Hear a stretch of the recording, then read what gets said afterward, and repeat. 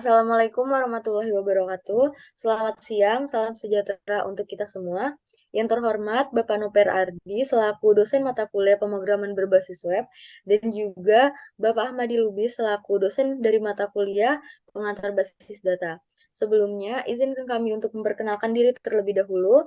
Perkenalkan, nama saya Audrey Miftiara dengan NIM 43422111024 dan juga rekan saya Adrian Dapot Oktavian Tambunan dengan NIM 43422111019.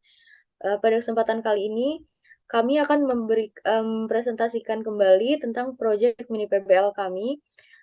Sebelumnya, terima kasih kepada para dosen yang telah memberikan waktu luang untuk dapat melihat presentasi dari proyek mini PBL kami. Baiklah, selanjutnya untuk mata kuliah pemrograman berbasis web akan dijelaskan oleh Adrian. Adalah untuk pengalaman mahasiswa sendiri, mahasiswa hanya perlu mengisi form yang tersedia untuk meminjam ruangan. Mahasiswa mengisi NIM, nama lengkap, email, memilih dosen penanggung jawab, memilih ruangan, dan memilih tanggal peminjaman dan jam selesainya. Setelah itu, mahasiswa dengan klik submit, mahasiswa telah melakukan pengajuan peminjaman ruangan. Mahasiswa juga dapat melihat detail ruangan yang tersedia, yaitu foto ruangan, detail ruangan, dan status ruangan yang tersedia.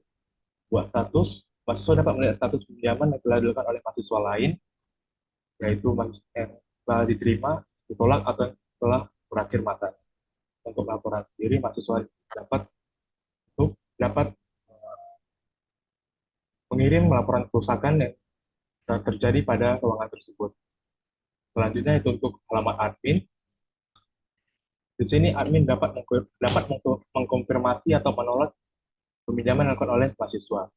Tombol centang untuk mengkonfirmasi dan tombol X untuk menolak. Setelah itu terdapat cetak pengajuan. Cetak, pada untuk bagian cetak pengajuan ini, admin dapat mencetak pengajuan yang telah diajukan oleh mahasiswa yang berupa PDF yang selanjutnya akan dikirim oleh admin melalui email kepada peminjam.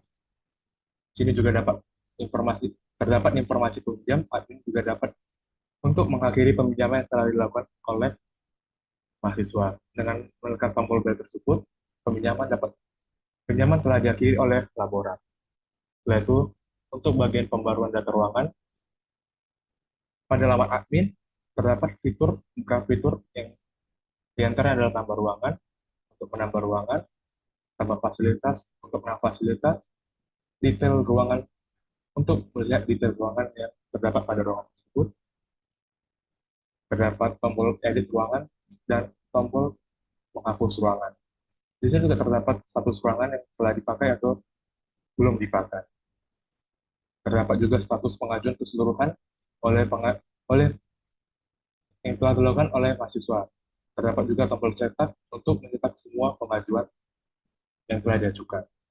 Dan yang terakhir terdapat laporan kerusakan yang telah dilaporkan oleh mahasiswa. Baiklah, selanjutnya adalah dari mata kuliah basis data. Saya akan menjelaskan yang pertama adalah IR diagram. Di sini uh, kami memiliki beberapa entitas. Yang pertama adalah entitas peminjam yang memiliki beberapa atribut, yaitu ada kode peminjam, kode ruangan, nama lengkap, NIM, email, status, tanggal peminjam, ID dosen, waktu peminjam, dan juga waktu selesai. Di mana di sini primary key-nya adalah kode peminjam. Nah, di sini peminjam itu ada dosen yang bertanggung jawab yang ke atas. Dosen bertanggung jawab pada peminjam, di mana dosen juga memiliki beberapa atribut, yaitu NIP, ID dosen, dan juga nama dosen, yang di mana primary key-nya adalah ID dosen. Nah, di sini berelasi one to many. Setelah itu, peminjam ini dapat meminjam ruangan, yang di mana relasinya one to many, di mana ruangan ini memiliki beberapa atribut, yaitu kode ruangan, foto, dan juga ID ruangan, yang di mana primary key-nya adalah kode ruangan. Lalu ruangan ini memiliki fasilitas dan di sini memiliki relasi one to many. Fasilitas memiliki beberapa atribut juga, yaitu ID alat, nama alat, jumlah, dan ID ruangan, yang dimana primary key-nya adalah ID alat. Lalu Di sini ada laboran yang mengelola fasilitas yang dimana berelasi one to many, dan laboran ini memiliki beberapa atribut juga, yaitu username, ID, dan juga password. Dan di mana di laboran ini primary key-nya adalah ID. Lalu, laboran dapat melihat saran yang telah diberikan peminjam, yang dimana laboran ini dapat melihat saran dengan relasi one to many. Nah, saran ini memiliki beberapa atribut juga, yaitu foto, ID saran, dan juga saran, di mana primary key-nya adalah ID saran. Nah, saran ini diberikan oleh peminjam um, dengan relasi many to many. Setelah itu, lanjut ke tabel struktur.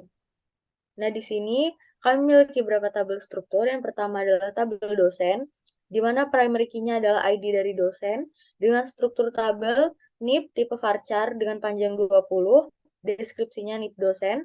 Setelah itu ada ID dosen dengan tipe integer panjang 11 dengan ID dosen, nama dosen dengan tipe varchar panjang 30 dengan nama dosen. Setelah itu ada tabel peminjam dengan primary key kode peminjaman dengan juga foreign key-nya kode ruangan.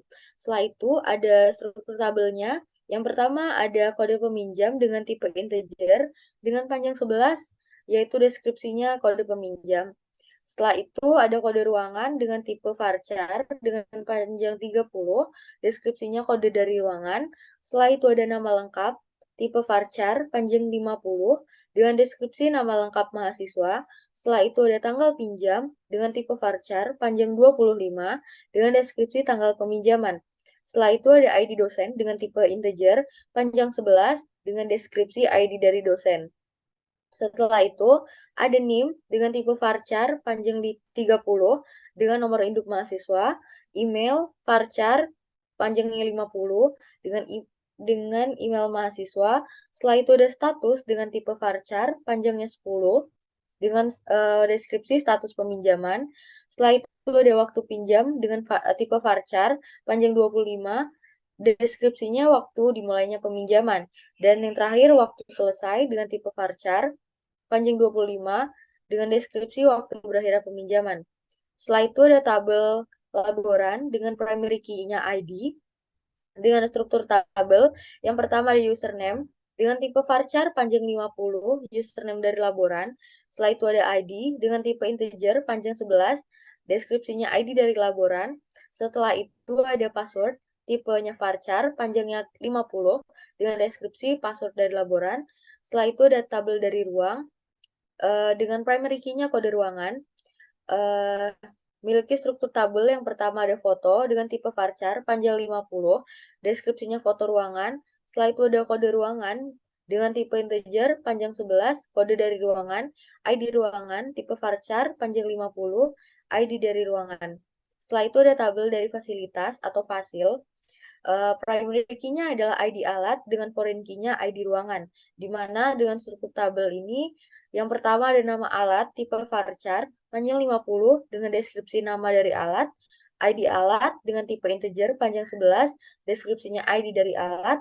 Setelah itu ada jumlah dengan tipe integer panjang 20, deskripsinya jumlah dari alat, ID ruangan dengan tipe integer panjang 11 dengan deskripsi ID dari ruangan. Selanjutnya, yang terakhir adalah tabel dari saran dengan primary key ID saran. Dengan struktur tabel yang pertama ada foto dengan tipe varchar panjang 50, deskripsinya foto terkait laporan yang diberikan oleh user untuk peningkatan sistem lebih lanjut. Setelah itu yang kedua ada ID saran dengan tipe varchar panjang 500 dengan deskripsi dari saran. Dan yang terakhir adalah saran dengan tipe varchar panjang 100, deskripsinya berisi saran terkait ruangan atau lab yang diberikan user untuk lebih baik lagi. Selanjutnya, kami akan memperlihatkan PHP MyAdmin dari aplikasi berbasis web kami. Yang pertama adalah tabel dari dosen, selanjutnya ada tabel fasilitas atau fasil, selanjutnya ada tabel dari laboran, peminjam, setelah itu ada dari ruang dan juga saran. Baiklah, sekian saja presentasi dari kelompok 4. Kami, mewakili kelompok 4, memohon maaf apabila masih banyak sekali kekurangan dan kesalahan dalam presentasi kami. Lebih dan kurangnya kami mohon maaf. Wassalamualaikum warahmatullahi wabarakatuh. Selamat siang.